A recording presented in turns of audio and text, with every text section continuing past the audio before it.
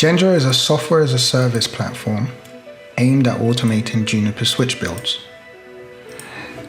It allows you to enter the information using a web browser, which will validate the information as you enter it.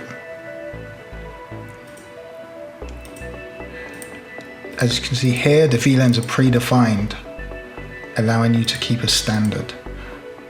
So should you need to have any standards for security reasons, as it's predefined and cannot be amended as you're entering the information, it will adhere to that requirement.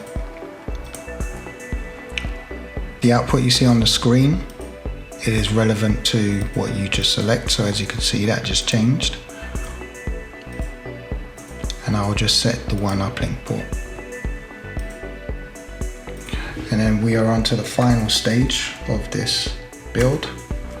Floor 1, 2-1, and rack 12. And we'll set that.